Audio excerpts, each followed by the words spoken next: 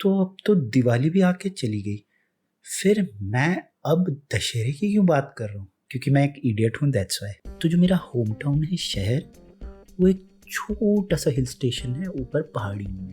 अब शहर था इतना छोटा कि वहाँ बचपन में कुछ खुरापात कर ही नहीं सकते थे, क्योंकि कुछ करने से पहले हो जाता था, अरे ये तो उनका लड़का है। तो एनीवेज, हर साल की तरह एक साल भी दशहरा की तैयारी जोर शोर से शुरू। रामलीला कमेटी के अध्यक्ष साहब और उनकी बुजुर्गों की मंडली हाइबरनेशन से बाहर आके जोर शोर से रामलीला के मैदान की सफाई करा रहे हैं। ऑल मेल ऑडिशन हो रहा है रोल्स के लिए, सीता, मंथरा। तो हर साल की तरह उस साल भी कमेटी के अध्यक्ष साहब ने रावण का पुतला बनाने का जिम्मा हमारे वर्मा अंकल को सौंप दी। तो अध्यक्ष साहब बोले, वर्मा जी बनाइए, हाँ खूब अच्छे से बनाइए, आपकी बार बजट बहुत ज्यादा है। अब वर्मा अंकल ने भी ना जब ये सुना कि बजट बहुत ज्यादा है, तो शायद उन्होंने अपनी आंखों से एक आंसू ऐसे फेंका होगा और बोला होगा, आज बाबूजी का सपना पूरा हो जाएगा। हर साल रामलीला में 9-10 फुट का पुतला फूकते थे, अब की बार 18 फुट का पुतला फूकेंगे। तो अब रावण दहन से एक दिन पहले मम्मी को बाजार में मिल गई वर्मा आंटी शॉपिंग करते हुए।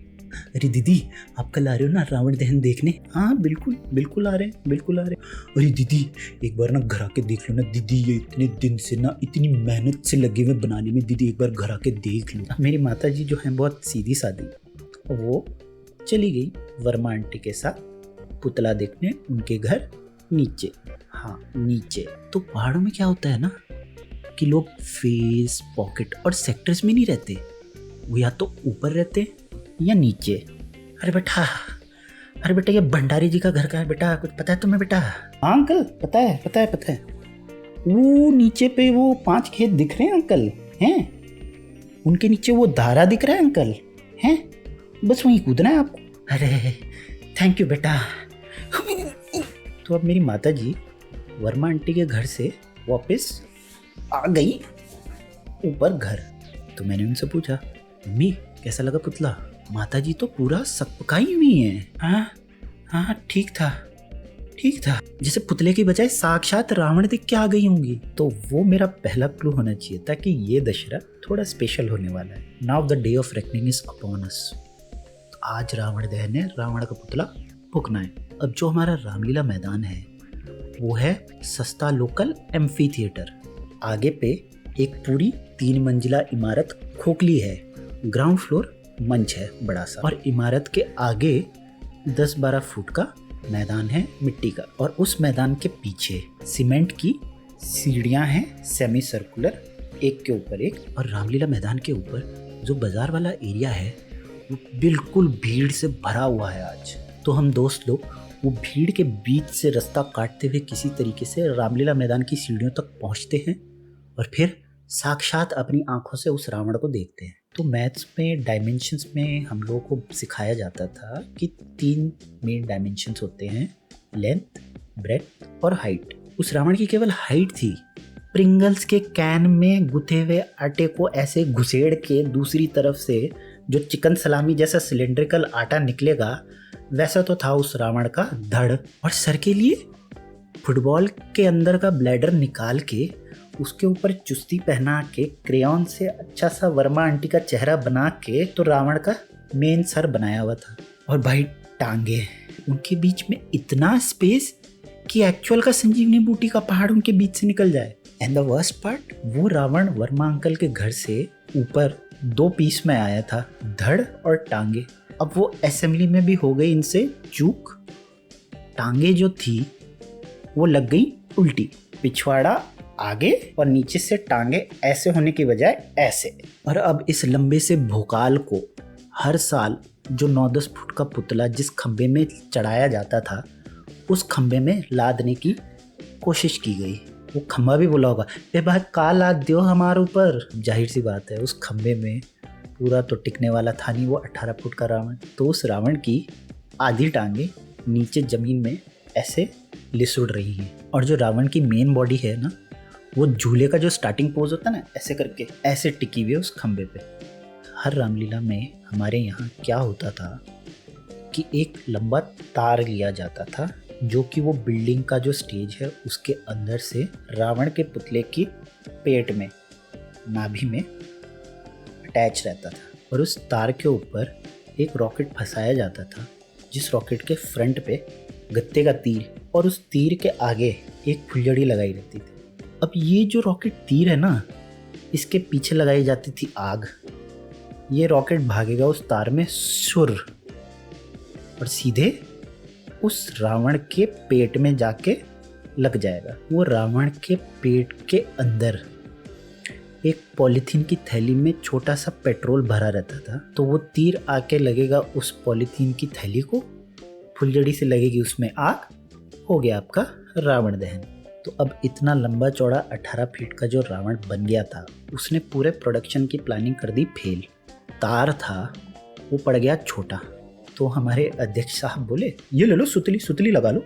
सुतली, वो जूट की रस्सी। अब उस सुतली को कौन जाके ऊपर रावण की नाभि में लगाएगा? तो इन लोगों ने नाभि से थोड़ा नीचे रावण के पाँव के बीच में सुतली बांध दी। लेकिन वो पेट्रोल वाली थैली तो अभी भी नाभि में रह गई। तो उसके रिप्लेसमेंट के लिए पराग दूध की जो आधा किलो की थैलियाँ आती हैं, उन थैलियों के अंदर डाला पेट्रोल, दोनों थैलियों को ऐसे आमने सामने ऊपर से जोड़ा और फिर रावण के पाँव के बीच में लगा दिया। अब तैयारियां करते करते बज गए हैं शाम के 7:30। अक्टूबर के महीने में हमारे पहाड़ी शहर में अब वो चुभने वाली हवाएं चल रही हैं। तो बेचारे हमारे ऑल मेल एक्टर्स आगे ग्राउंड पे सीढ़ियों पे कुर्सियों के ऊपर बैठ के ठंड से वाइब्रेट हो रहे हैं। अब जो रावण अंकल हैं वो तो भैया अपना आराम से रावण का पूरा फुल बॉडी कवच पहन के पीछे से घाघरा वगैरह डाल के आराम से मस्त गरम बने हुए हैं। और हमारे राम और लक्ष्मण अंकल, जिन्होंने केवल नीचे से पीताम्बर धोती और ऊपर से जनेऊ डाला है, उनको तो देख के ही लग रहा है ये अपनी टॉयलेट रोक के बैठे हुए हैं।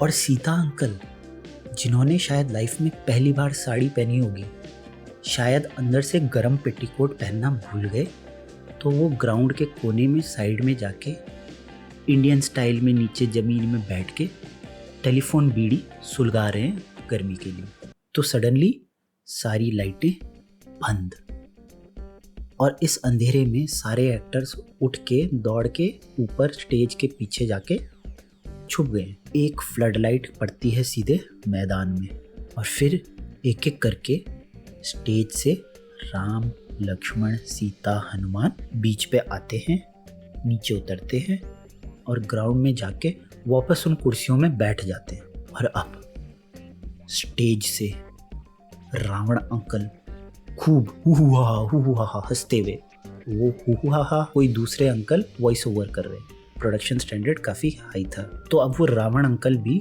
खूब अपना पेट पकड़ के हुआ हंसते हुए स्टेज से नीचे आके ग्राउंड में खड़े हो जाते हैं। पीछे से ढोलक और कंटर बजने लग गए हैं एज अ बैकग्राउंड म्यूजिक, धत्ता ततड़ धत्ता ततड़ धत्ता ततड़ धत्ता ततड़। तो अब अगले पूरे 20 मिनट होना था लड़ाई डांस। अब ये लड़ाई डांस क्या है मैं आपको समझाता हूँ। एक एक करके अपनी कुर्सियों से उठ के राम, लक्ष्मण, हनुमान रावण के पास बीच ग्राउंड में आएंगे और डांस करेंगे। ये था लड़ाई डांस। धत्ता ततड़ धत्ता ततड़ धत्ता ततड़ धत्ता ततड़ धत्ता ततड़ धत्ता ततड़ धत्ता ततड़ धत्ता ततड़ धत्ता ततड़ धत्ता ततड़ धत्ता ततड़ धत्ता ततड़। तो लाइफ में कई इम्पोर्टेंट अनाउंसमेंट होते हैं जो ये बताते हैं कि अब जर्नी, यात्रा ख़त्म होने वाली है। जैसे कि अगला स्टेशन राजीव चौक है, बोरीवली विजेता, 12 डब्बे जलद लोकल, या फिर इंडियन रेलवेज का टिंग टोंग टोंग। तो इस रामलीला में एक्चुअली हर रामलीला में वो अनाउंसमेंट करता है विभीषण, प्रभु रावण की नाभि में अमृत है, उसकी नाभि में प्रहार कीजिए। तो इस इम्पोर्टेंट अनाउंसमेंट के वॉइस ओवर की जिम्मेदारी हमारे शहर के लोकल गायक अनिल अंकल के हवाले थी। उनके तो कई फैंस रामलीला देखने केवल इसीलिए आते थे कि भाई अब अनिल अंकल गाएंगे। सडनली सारी लाइटें बंद, धत्ता ततड़ भी बंद। माइक से हिमेश रेशमिया से भी ज्यादा नाक से निकली हुई एक आवाज आती है, प्रभु। अनिल अंकल ना वो तब से नाक से ऑटो ट्यून कर रहे हैं जब ऑटो ट्यून का इन्वेंटर भी पैदा नहीं हुआ था। और ये प्रभु इसलिए ना, या भगवान जी से बात करो ना तो थोड़ी तमीज तो होनी चाहिए, ऐसा थोड़ा ना बोलोगे प्रभु रावण की नाभि में अमृत है ना, इसलिए थोड़ी विनम्रता से प्रभु रावण की नाभि में अमृत है, कृपया उसकी नाभि पे प्रहार करें तभी उसका वध होगा। 2 स्पॉटलाइट जलती हैं धाड़ धाड़, एक रावण के ऊपर और एक राम के ऊपर। और अब की बार राम अपने गत्ते के तीर कमान को फाइनली खींचते हैं और दे मारते हैं रावण के पेट पे। धत्ता ततड़ धत्ता ततड़ धत्ता ततड़ धत्ता ततड़ धत्ता ततड़ धत्ता ततड़ धत्ता ततड़ धत्ता। तो रावण अंकल ने भी अब की बार सोच रखा था कि नेशनल अवार्ड और ऑस्कर तो लेके ही जाना है। अपना पेट पकड़ के नीचे ग्राउंड पे आह आह करते हुए वॉइस ओवर हो रहा है, आह आह करते हुए इधर से उधर लबड़ाए जा रहे हैं। क्राउड में जो बुढ़े बुजुर्ग लोग हैं जो उतनी देर से हाथ जोड़ के बैठे हुए थे अपनी आंखों से आंसू पोंछ रहे हैं। लेकिन शायद वो रावण अंकल भी ना एक्टिंग की भावना में बह गए थे, बजाय पेट को पकड़ के आह आह करके स्टेज के बीच में आके जय श्री राम बोल के लमलेट हो जाएं, वो स्टेज के कोने की तरफ आ जाते हैं जहां से वो सुतली स्टेज के अंदर से ग्राउंड तक जा रही है रावण के पुतले पे, और उसी सुतली के नीचे आह आह जय श्री राम करके लमलेट हो जाते हैं। अब जो वो सुतली है ना, वो सुतली स्टेज के आगे दिख रही है, ऐसे ऊपर नीचे हिल रही है। उस सुतली के ऊपर हमको वही रॉकेट तीर नजर आता है। स्टेज के पीछे से एक हाथ आता है लाइटर लेके, फुलझड़ी में आग, और फिर फाइनली रॉकेट के पीछे आग दे देता है। तो जो वो रॉकेट है ऑब्वियसली सुतली में कहीं पे किसी रेशे पे फंस गया और वहीं पे उसी पोजीशन पे शू शू ऊपर नीचे हो रहा है। सडनली सुतली ने पकड़ी इस फुलझड़ी और रॉकेट की चिंगारी से आग, और सुतली जल के टूट गई और रॉकेट शू शू शू करता हुआ वो जो रावण अंकल थे ना उनके कंधे में जाके घुस गया। सब लोग खड़े हो गए, ओ बेटी ये क्या हो गया। 3-4 बेवड़े लोग जो पूरी रामायण के दौरान देसी ठर्रा पी के नाच रहे थे वो चिल्ला रहे हैं, असली रावण फूक गया। स्टेज के पीछे से 6-7 हाथ अखबार चादर दरी लेके उस रॉकेट को बुझाने में लगे हुए हैं, लेकिन रावण अंकल पूरा ऑस्कर ले जाने के मूड में थे, हिले तक नहीं अपनी जगह से। तो जब ये कांड हम सब लोगों के सामने हो रहा था ना, सबके दिमाग में केवल एक ही विचार था, यार पुतला तो जला नहीं। अब क्राउड इम्पेशेंट हो रहा है। दूर से वर्मा अंकल दिखते हैं, 2 बाल्टियां लेके आ रहे हैं किसी और अंकल के साथ। और इससे पहले कि कुछ समझ में आता, वर्मा अंकल और वो दूसरे अंकल बाल्टी में मग्गा डाल के रावण पे पेट्रोल फेंकने लग गए हैं। पूरा क्राउड उनको चीयर कर रहा है, ये। और फिर फाइनली वर्मा अंकल ने अपने पुराने रुमाल में लाइटर से लगाई आग और फेंक दिया रावण पे। रावण दहन स्टार्ट। वर्मा अंकल ने पूरा का पूरा बजट पटाखों पे लगा दिया था बजाय ढांचे पे। उस 18 फुट के रावण के अंदर भूसा कम और पटाखे ज्यादा। बंटी बेटा दे, अभी बहुत आएगा इसमें, देते जा बहुत आएगा। धड़ाम से कंटर बम फूटता है और हम सब लोगों के कान फोड़ता है। फिर एक रॉकेट कंधे से निकलता है, ऊपर आसमान में टेढ़ा मेढ़ा शराबी की तरह घूमते हुए मैदान के बगल में एक घर है वहां गिरता है। अब जो धमाके हो रहे थे वो हम सब लोगों के साथ गेसिंग का गेम खेल रहे थे कि भैया कब कंटर बम सुतली बम फूट जाएगा।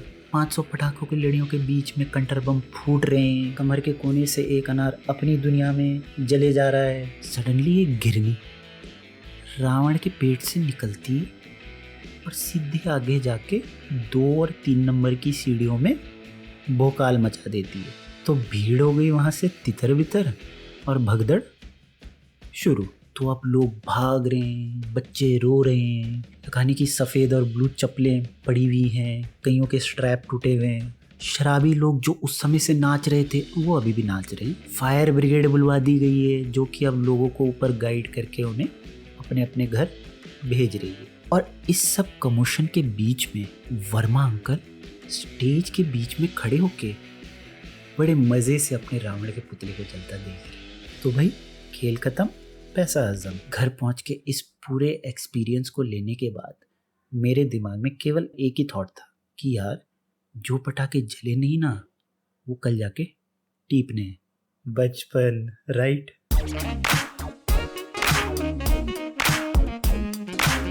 जस्ट सीमांत।